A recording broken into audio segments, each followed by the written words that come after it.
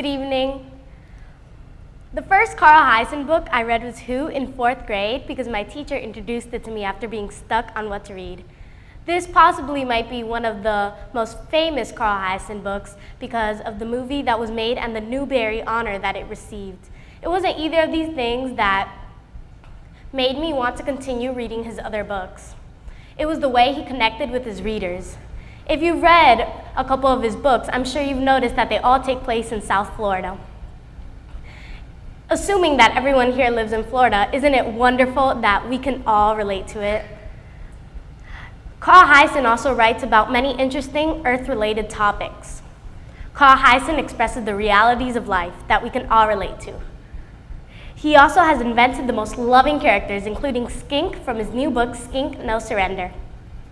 The book was fast-paced and fun, making me not want to put it down. The plot was mysterious and complicated, having that effect that you always want to know more. At this time, it is my pleasure to introduce you to the New York Times best-selling author, writer of Hoot, Flush, Chomp, Scat, and now Skink, No Surrender, the one and only Carl Hiaasen. Thank you.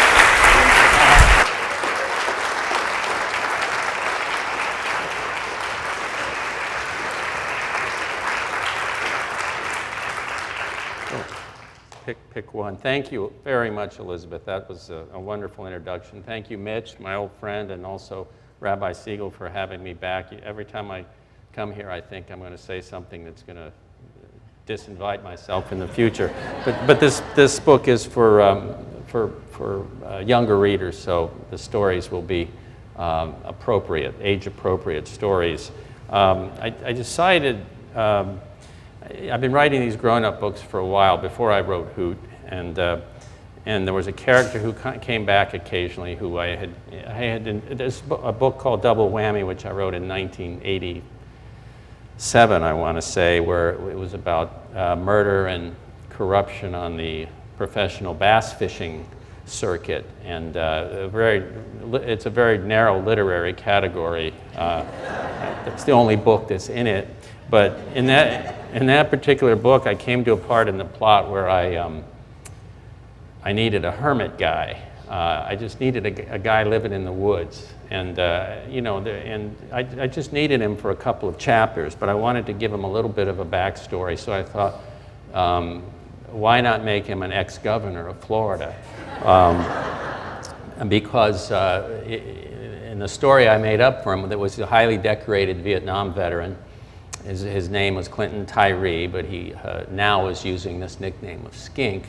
And he had come back and had been persuaded to run for office and had somehow, despite the handicap of being totally honest, was elected to governor. And he was, of course, the first honest governor in the history of the state of Florida.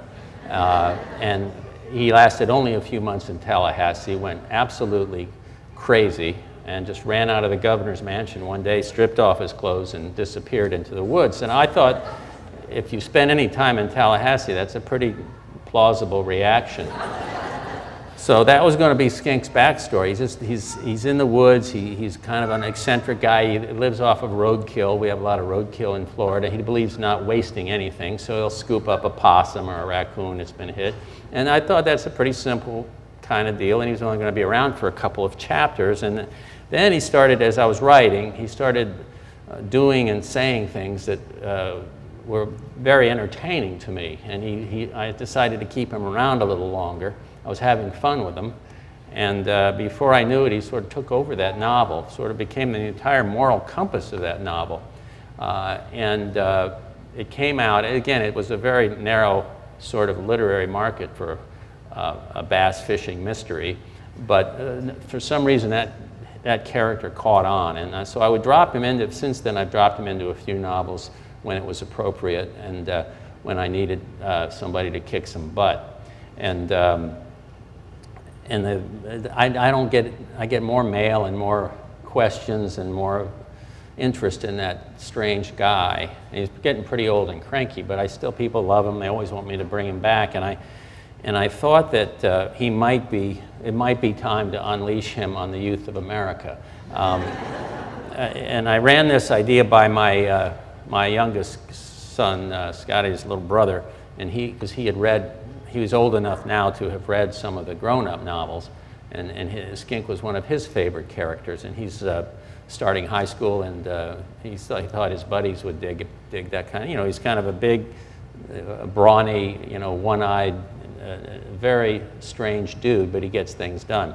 And so I'm acting on that. I thought, well, I'll give it a try. I'll just write a story and with him in it, and with kids as sort of the heroes instead of the usual suspects. And so that's how this book got started. And I didn't set out to write a book. Now they split they have all these categories. And the bestseller lists do this well. You've got middle grade for younger readers, and you've got YA for a little older, like teens, and then you've got all the, and I never write for these. I don't understand the categories. I just try to tell a story that I think fits the characters. And the way the plot of this evolved, and I won't give too much away, but the story is told through the eyes of and the voice of a kid named Richard, whose cousin has run off with a boy that she's met online, or a guy that she's met online. She's run away from home, she's run off with a guy, and she runs away a lot, so nobody's alarmed but Richard. And without going into too much detail, he ends up in a car with Skink driving, crossing the state of Florida at high speed, trying to find his cousin. But the device I use, and the reason I told it in Richard's voice, was because Skink has some, he's not a role model, and he has some, he speaks in sometimes coarse language and does some things. He needs to be edited. He needs to be, so Richard could tell this story and clean up some of Skink's remarks. The remarks he might make, in an adult novel, Richard will just say in this book, well, then he cussed a lot, and we went, and then we got in the car and left. And it covers it without offending too many people, because I can't really control that character, and that's the problem. When you write a character who's that sort of overwhelming, you just lose control of them.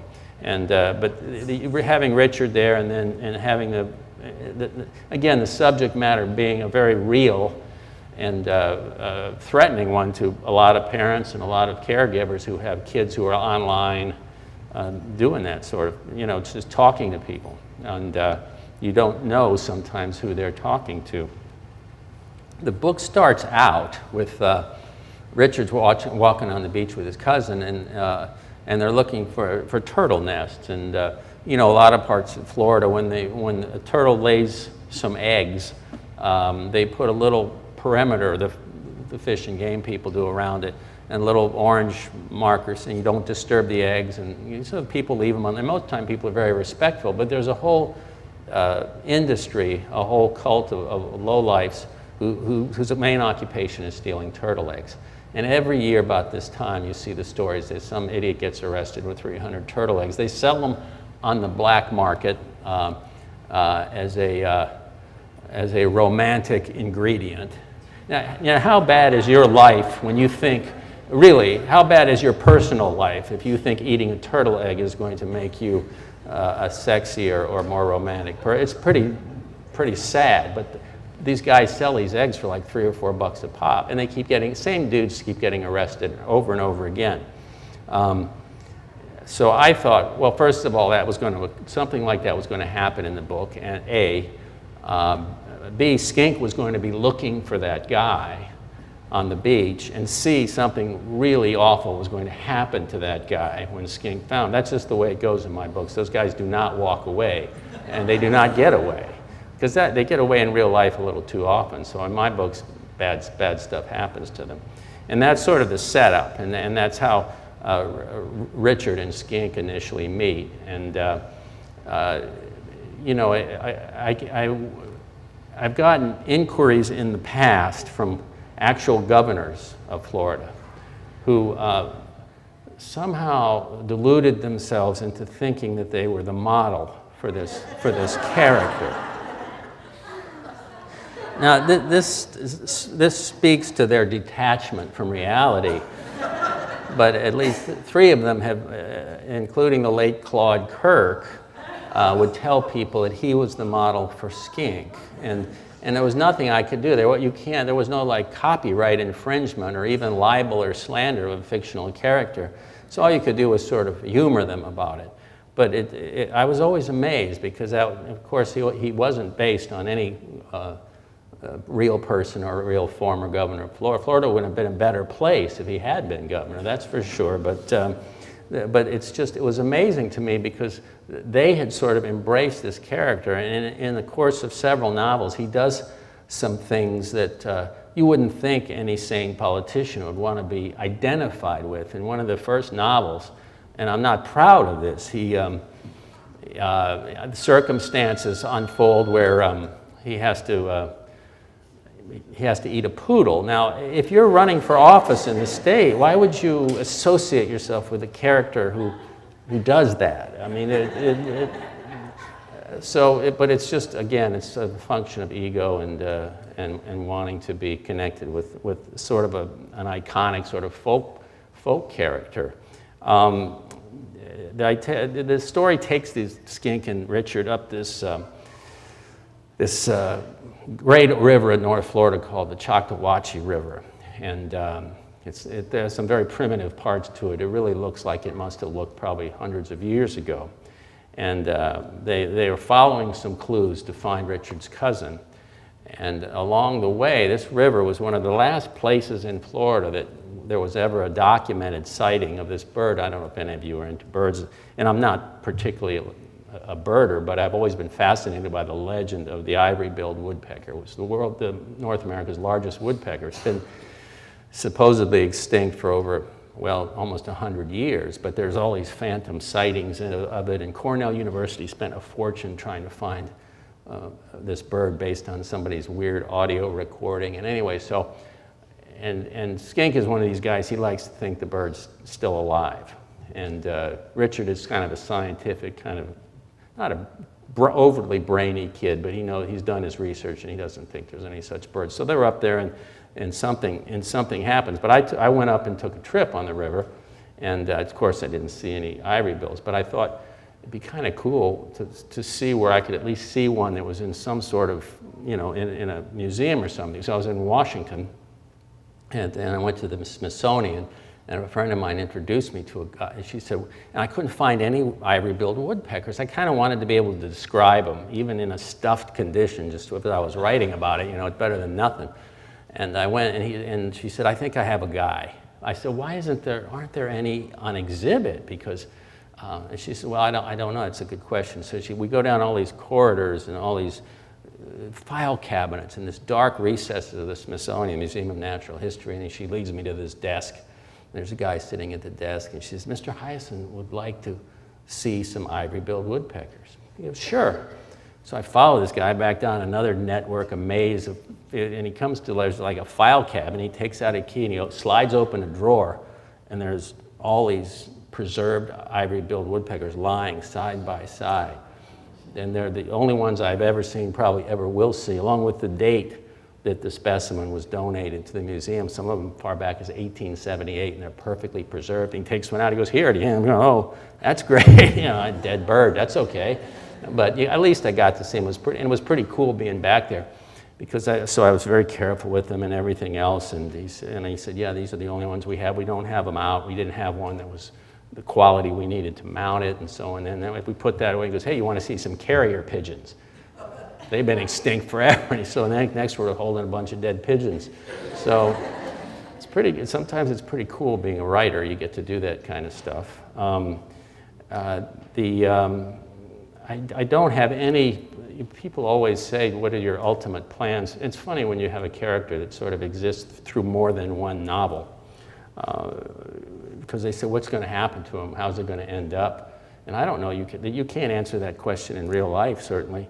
And I can't answer about that. Sometimes I don't think I'm ever going to bring him back. The last time he was back in an adult book was a novel I did called Star Island, which was about a paparazzi sort of went wild on South Beach. And I'd been waiting for an excuse to turn Skink loose on South Beach, just for the heck of it, just to have him go, carnage and mayhem on South Beach. I thought this would be a perfect place for him to vent. And so I brought him into that novel, and he had a lot of fun on South Beach. And then I thought, you know, maybe that's it for him. He's pretty old. But then I don't know, this idea occurred to me that maybe the kids, before he gets retired, one way or another, that the kids ought to at least get a taste of what he's all about. And I hope it works. It's, you know, it's a little risky. It's a little risky to do it, and I don't know, but at this point, what do I have to lose? And as I said, you know, the one thing about the kids' books, and I was a reluctant participant initially. I had never planned to write any books for young readers. And then an editor persuaded me to give it a try, and I started with Hoot. And the best advice I ever got from an editor, but still my editor of the kids' books is, because I said, what do I do? I mean, I'm used to writing these crazy, you know, adult books that are offensive to even grown-ups. How do I write something palatable and still funny and sharp enough for kids? And she just said, don't ever make the mistake of writing down the kids. Never. Just write your story. And that was the best advice, and it was the smartest advice, because she's absolutely right. They're the smartest audience. The minute there's even a hint of condescension, or like you're dialing it down just a little bit, they catch you on it, and you get the letters, and you know, I mean, that's the one thing I did with this book, just told the story. And as I said, the only way that I cleaned up Skink's act was to have Richard sort of filter the things that were going on, so you saw it through his eyes, and it wasn't quite as alarming as it would be normally with that particular character. So that's about it for that book. I did want to talk about this crocodile thing, since the rabbi brought it up. You know, I had this theory a long time. I think I talked about it last time I was here. And I mean, it really is a pity that Charles Darwin isn't around today, because if he lived in South Florida, he could document the de-evolution of the human species, this sliding backwards into the primordial ooze right before our very eyes. There's a waterway, a canal, and it has signs everywhere. Crocodiles. You can beware of the crocodiles.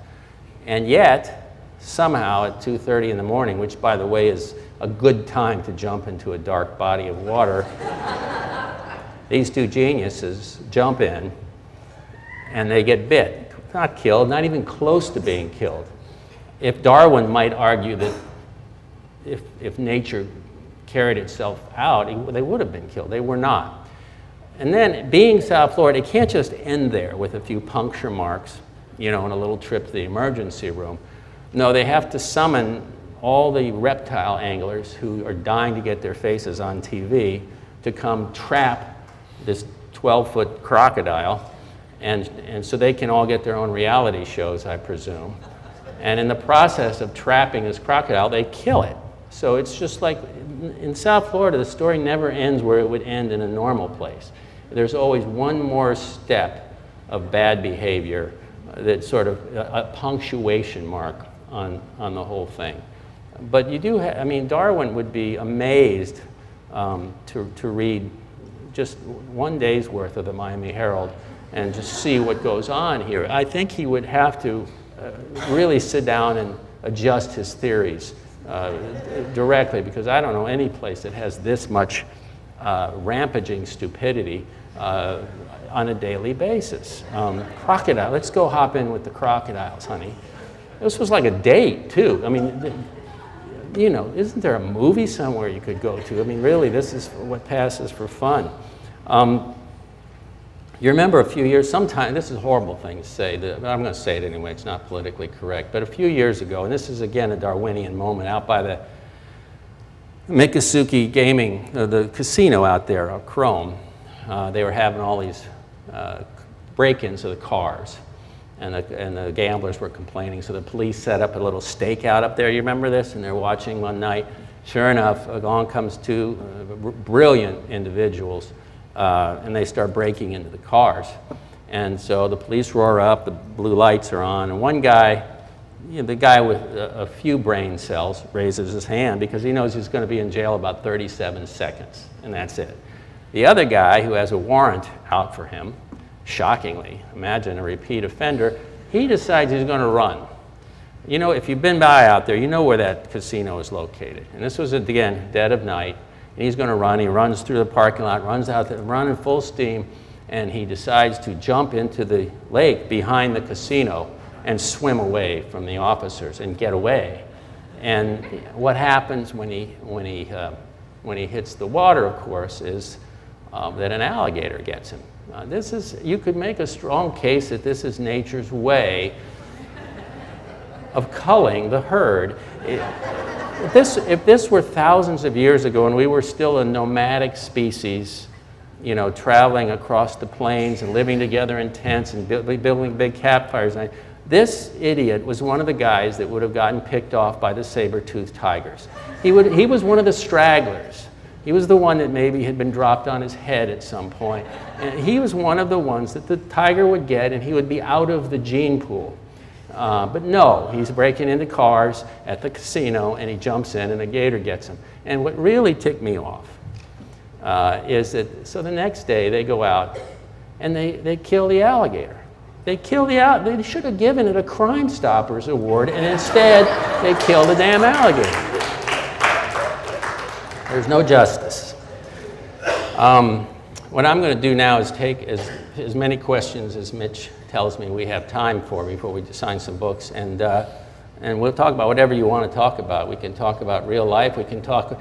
How many people here have been swindled by Scott Rothstein, by the way? I think they need to play that commercial a little bit more. No, you're just numb. Another microphone? Oh, okay. This is like the QVC. We can sell something up here. Oh, here's another one. We're awash in microphones. At least I think that's a microphone. I can actually hear them. I can hear them if they just raise their hand.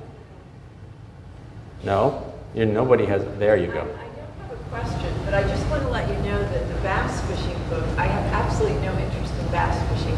I read that book and I couldn't put it down. Okay. I've learned a lot about that. I mean, really, you can write about anything. Well, thank you. She said she has no interest in bass fishing, but she enjoyed the book and learned a lot about bass fishing. I'll tell you the book was called Double Whammy, and I'll tell you an interesting thing about it. It was about cheating because they were known to cheat in these tournaments, and at the time I wrote it, I just thought it was the funniest thing in the world. They're mostly men in these tournaments, and the idea they were stuffing lead weights, this happened in real life, in the fish, cramming them in there before they weighed. It just seemed like the ultimate male folly to me, and that's why I wrote about it. But since then, there have been so many scandals, cheating, and some of these tournaments have $100,000, $200,000 in prize money, plus a pickup truck you get. And so now they polygraph these guys. They put these people on a machine after they come in with a sack full of fish. This is a great country we live in, isn't it? And no wonder why the rest of the world hates us. I mean, honest to God, just watch one of these tournaments on ESPN. You'll think that you're watching a Saturday Night Live sketch, and it's real. Every bit of it is real. It's like a NASCAR fiasco on the water. But thank you. Yeah, I didn't know. I knew there wasn't going to be an immense audience for that subject matter when I wrote the book, and I was very grateful that they still published it anyway. Yes. Hang on, it's working. Oh, it's working. Here we go.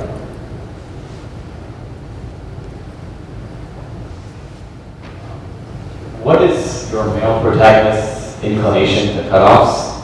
The cutoffs? You mean cut off pants? Yeah. I don't know that I know of any who wore cutoffs. Tell me who wore cutoffs.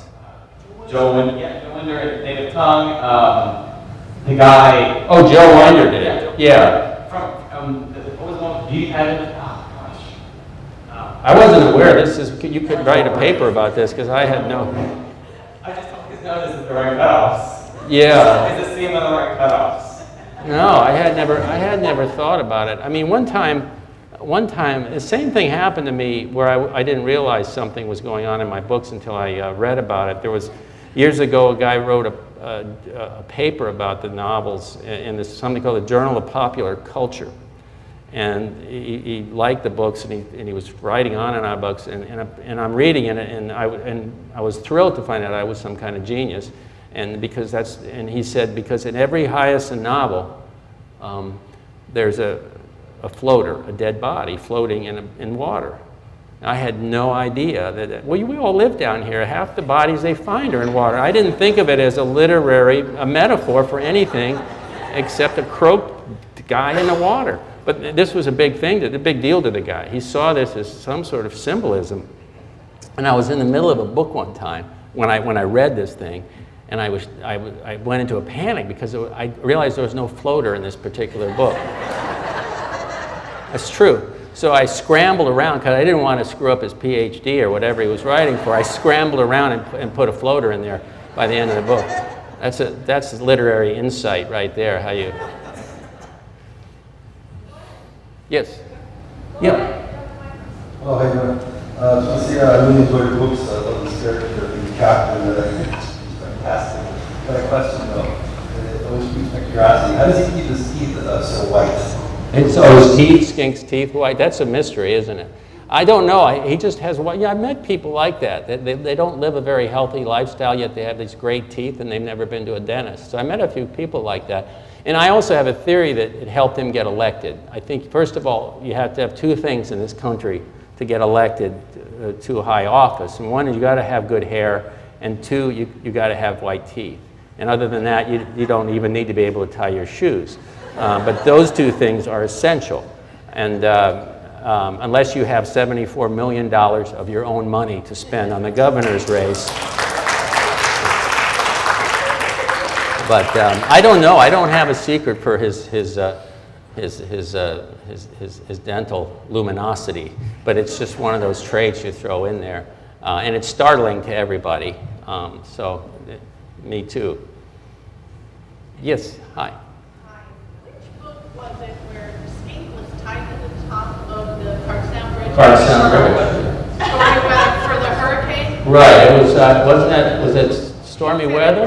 Yeah. Stormy weather. Yeah. He ended up. He evacuated himself out of the Keys, but he wanted to be at the highest point possible to experience the hurricane, and he tied himself to the top of the Cartown Bridge, strapped himself to the top, That was great. Okay.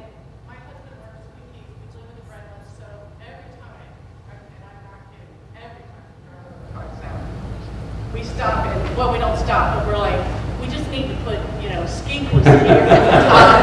Somebody did one time. Somebody had put some graffiti up there, but they painted over it. So Yeah. we wanted to be that person. I'm sort of safety conscious, and it's really Well, yeah, I don't recommend getting out with a can of.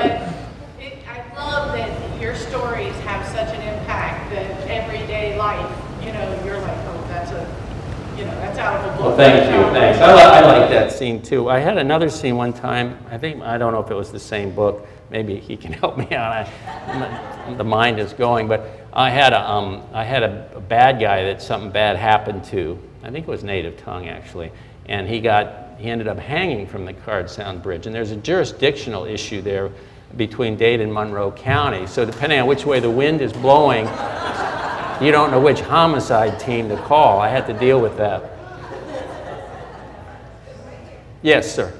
Hi, Mr. Hiaasen.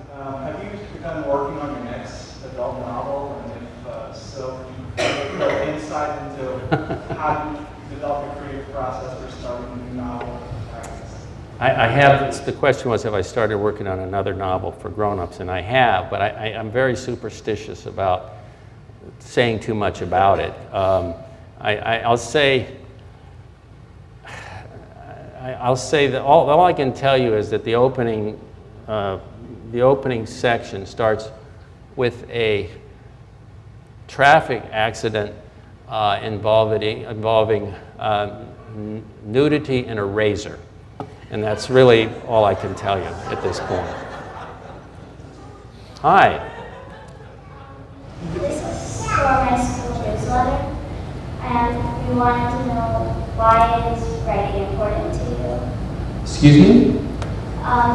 For my school newsletter, we wanted to know why is writing important important to you? Why is writing important to me? That's a good question. I'm one of these people that believes, I think, that you write, if you're a writer, you do it because you have to. I mean, because that's all you're qualified to do. I couldn't make a living doing anything else.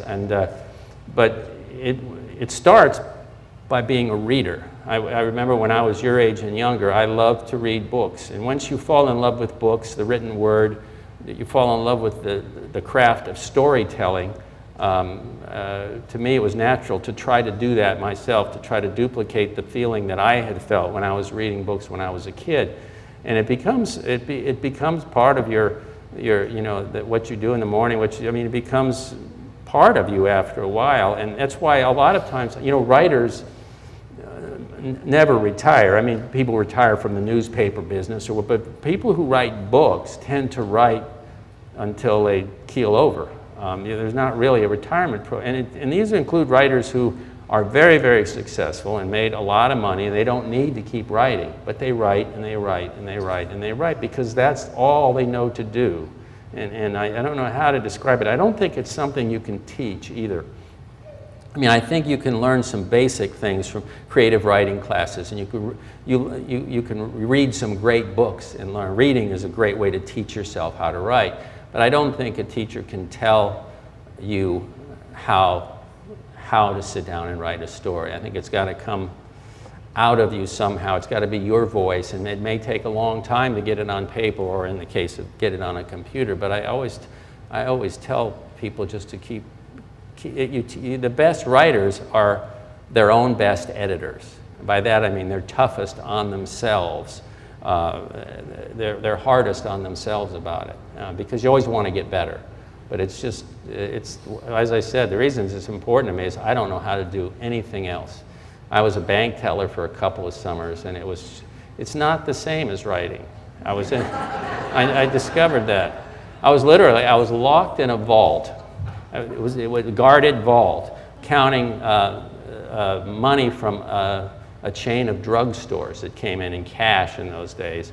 And at the end of the day, they go through your tape, the whole tape you made. We didn't have computers, we just had the old adding machine and if you were 1 penny off, you were there till 7 or 8 o'clock at night till they found that penny. And I decided I probably didn't want to make a career of that.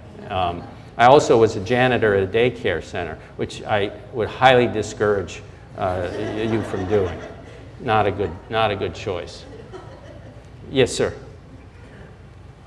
One of my favorite books was Skinny Dip. Yes, thank you. Skinny Dip, yes. I agree. And I had an idea, and it's only a thought. I'm a docent at Zoo Miami, and I was wondering if you could imagine a youngster getting locked up in Zoo Miami after hours. Do you know something we don't know? Has this happened? Yeah. Okay. I mean, I can imagine somebody living there unknown to anybody, just by choice in Miami. But that would be a good kid's book. Actually, I have an event next week at the Cincinnati Zoo. I probably in with the howler monkeys or something. I have no idea what animal group they're going to put me with, but I've never done an event at the zoo. But I have friends with Ron McGill at Zoo Miami, so I'm sure he would be helpful. Yes.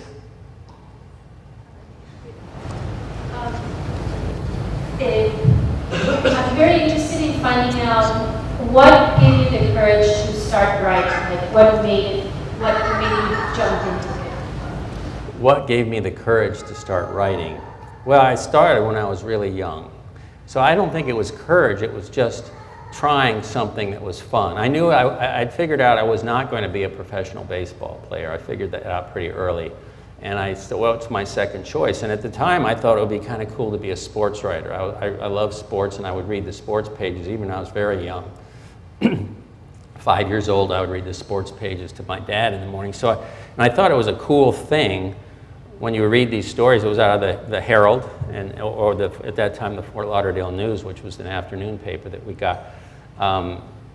And I would read these cool sports stories about what we didn't have internet, so you'd have to pick up the paper to find out what happened. Did your team win? Did they lose? And I would read the stories to my dad, and I noticed there was a name at the top of the stories, by Edwin Pope or whatever. And I said to my dad, who is that?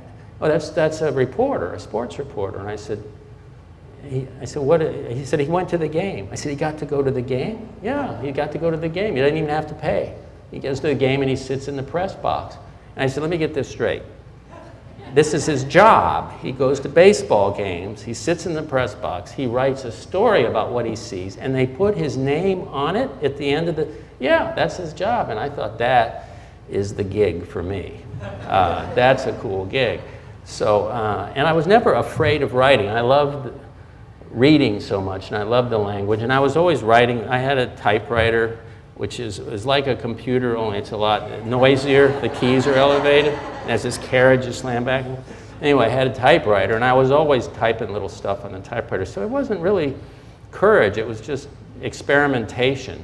And and I would get feedback. I would do little things, and I would show them to my mom, who was very encouraging, and I would show them to my friends who thought it was kind of cool.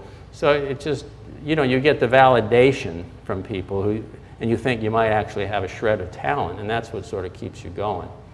And then when I was in college, my first 2 years I went to Emory University in Atlanta, and I was, there you go, I majored in English literature. And as you know, there are just thousands of jobs in English literature out there. So I figured out that I probably needed to get another kind of degree. But while I was there, one of the professors said there's a doctor on the Emory faculty who has written this novel. And he knows he's not a writer. Would you be willing to take a look at it and just kind of run it through your typewriter and kind of do a silent rewrite on it like a ghostwriter? And I was 17 years old, I guess. And I said, sure. So I got it, and we worked on it a while, and I gave it back to him. We became friends, and then next thing I know, he actually got it published at a serious publishing house. And my name wasn't on it, but when you're a kid, it says, hey, maybe I could do this someday on my own. I mean, it's a big confidence booster. And we did another one together. Again, I didn't have my name on it, but it was made into a movie, and it was another weird experience. Well, God, this might work out. So I stuck with it. And then it helped to have the day job in the newspaper business too, because then you could actually pay the rent. So that's really how it started. Okay. Yes, ma'am. Thank you for being here. Thank you, Mitch. I wondered, aside from the band, if you could comment on your relationship with Dave Barry, and if you bounce ideas off each other, or what that... My relationship with Dave Barry. The rumors are not true. I've known Dave, obviously, for years, since he came to Miami, and I think he's one of the funniest humans there is. We've always, he lives right near here, and I would give you his address, and you could go visit him, but he'd probably get ticked off at me. But I live a bit farther north, so we don't see each other that much, but we talk, and I have just terrific admiration from when we're together. We laugh a lot. And we used to do something I had a lot of fun with when we used to do when Channel 10 would do an end of the year review, and Michael Putney would do it, and he would have Dave and myself on, and it was totally unscripted, and he never knew what we were going to do. And he'd say, we're going to cover this, this, and this, and this, and Dave and I would, yeah, okay, let's just go, and flip the camera. We'd come on, and we would just go, do whatever we want to do. We had the most fun doing that together. And then Channel 10 stopped that show, probably because of something. I don't know what we could have said. No, he's brilliantly funny, and I'm envious of him too, because he's one of these folks that the written word is so funny. But a lot of times you meet funny writers who are not all that fun to be around or funny, but he is just as funny as in person. He's just a riot to be with. And the other thing is he's a truly good person. He does a lot of really great things in the community, sort of under the radar. He's truly got a good heart, and I admire that, because again, you meet a lot of writers who are not necessarily model citizens either. So I like him a lot. Thank you for asking. Thank you for sitting through all this, and I'll see you wherever I'm signing books. That way. Thank you, Carl. Thank you again. Carl Hiaasen, everyone.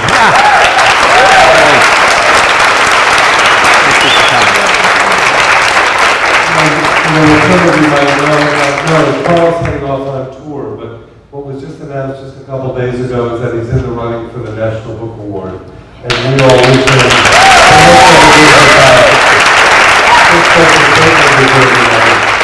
and we all thank you for coming. The books are for sale outside, and Carl will be signing right over here.